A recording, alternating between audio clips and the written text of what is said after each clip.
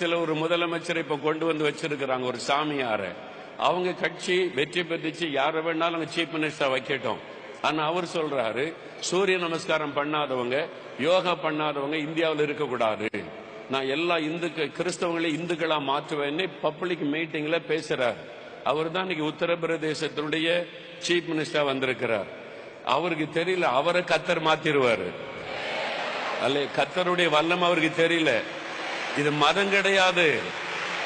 அவர் நினைக்கிற மாதிரி பணம் கொடுத்து மதம் மாத்திர விஷயம் கிடையாது. இது தேவனுடைய வல்லமை அதில் செயல்பட்டு கொண்டிருக்கிறாரு.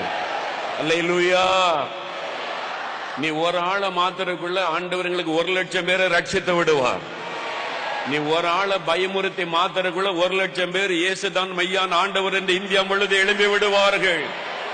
அல்லேலூயா சொல்லுங்க. பிரதமரா இருந்தாலும் முதலமைச்சரா இருந்தாலும் இந்திய அரசியலமைப்பு சட்டத்தின் பிரகாரம் எல்லா மக்களை நேசித்து செயல்பட்டால் அதை நாம் ஆதரிப்போம், அதற்காக ஜெபம் செய்வோம். ஆனா தேவனுக்கு பிரியமில்லாத காரியத்தை செய்யும் போது அதை அனுமதிக்க முடியாது. சூரிய நமஸ்காரம் பண்ணணும்னு அந்த ஆளு சொல்றாரு. நம்ம என்ன சொல்லுகிறோம்? சூரியனையே உண்டாக்கின ஒரு ஆண்டவரை நீ தொழுதுகொள். சூரியன் அல்ல, சூரியனை உண்டாக்கின ஒரு கடவுள் இயேசு, அவரை தொழுதுகொள் சொல்றோம். சூரியனை போய் நீ வணங்கிட்டு இருக்கன்னு சொல்ற. சூரியனையே உண்டாக்கின ஒரு ஆண்டவர் இருக்கிறார், அவரை தான் நாங்க தொழுது கொள்ளுவோம். அவரைத்தான் இந்தியா தொழுது கொள்ள வேண்டும், சூரியனை அல்ல. அல்லேலூயா சொல்லுங்க. அல்லேலூயா. சூரிய நமஸ்காரத்தை நாங்கள் எதிர்ப்போம். நாங்கள் யோகாவை எதிர்ப்போம். எக்ஸசைஸ் பண்ணட்டும், ஆரோக்கியமா இருக்கட்டும், தப்பு கிடையாது. மெடிடேஷன் பண்ணிட்டு தப்பு கிடையாது. ஆனா அதற்குள்ளே சாத்தானுடைய தந்திரங்களை நுழைத்தால் நாங்கள் அதை எதிர்ப்போம். அல்லேலூயா சொல்லுங்க. அதை எதிர்த்து ஜெபம் பண்ணுவோம். இப்ப நம்ம பிரதமர் கொண்டு வருகிற வேண்டாத திட்டங்களை கர்த்தர் முடக்கி போட வேண்டும். அவைகள் முடக்கப்பட வேண்டும். ஒருத்தர் சொல்றாங்க, ஒரு சட்டம் கொண்டு வர, பகவத்கீதையை எல்லா ஸ்கூல்லையும் கொண்டு வரணும், ஜனங்களுக்கு நற்கிரியைகளை போதிக்கணும் அப்படின்னு கொண்டு வரணும்னு அவங்க பேசுறாங்க.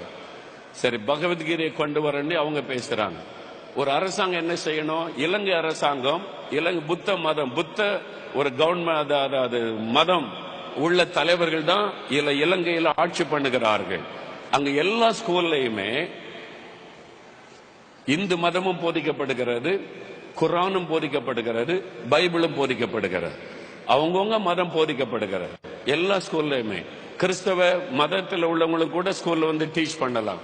உங்க கிறிஸ்தவ ஸ்டூடெண்ட்ஸுக்கு நீங்க பைபிளை பற்றி போறீங்க, முஸ்லீம் ஸ்டூடெண்ட்ஸுக்கு நீங்க குர்ஆனை பற்றி போறீங்க, இந்து ஸ்டூடெண்ட்ஸுக்கு உங்க மதத்தை பற்றி போறீங்க. மூணுக்கு சம. புத்த மதத்தில் உள்ளவங்களுக்கு எல்லாருக்கும் சம உரிமை இருக்கிறது. நீ பகவத்கீதை ஸ்கூல்ல கொண்டு வந்தா பைபிளும் கொண்டு வரப்பட வேண்டும். அப்பதான் இந்தியா மத சார்பற்ற நாடு. எல்லாருக்கும் சம உரிமை உண்டு. நீ அறிவிப்பு கொடு. பைபிளை பற்றி தெரிந்து கொள்ளணும், இந்த கிளாஸுக்கு போ. குர்ஆனை பற்றி தெரிந்து கொள்ளணும், அந்த கிளாஸுக்கு போ.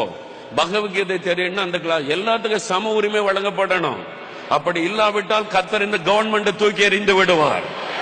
நம்ம அதை ஏற்றுக்கொள்ள முடியாது. அல்லேலூயா சொல்லுங்க. விட போவதில்லை. கவர்மெண்டாக இருந்தாலும் சரி, இந்திய அரசியலமைப்பு சட்டப்படி நாம் இந்தியர்கள், நமக்கு சம உரிமை உண்டு. நம்ம கேட்போம், பைபிளுக்கு இடம் கொடு, அப்பதான் நாங்க ஏற்றுக்கொள்ளுவோம். இலங்கையில இருக்குது, இலங்கை அரசாங்கம் அனுமதிக்குது. பைபிள போதிங்க, குர்ஆனும் போதிங்க, புத்த மதம் எந்தெந்த மதத்தை ஸ்டூடெண்ட்ஸ் விரும்புறாங்களோ அதை போதிங்க. வெறும் பகவத்கீதை மட்டும் கொண்டு வர நம்ம அனுமதிக்க முடியாது. நாங்கள் எதிர்த்து போராட்டம் பண்ண மாட்டோம், முழங்கால் படியிட்டு ஜெபம் செய்வோம். நாங்கள் ஜெபித்தால் உன் சிங்காசனம் அசைந்து விடும், உன் ஆட்சி ஆற்றல் கொண்டு விடும். எங்களுடைய தேவன் சர்வ வல்லமுள்ள தேவன். அல்லேலூயா, அல்லேலூயா.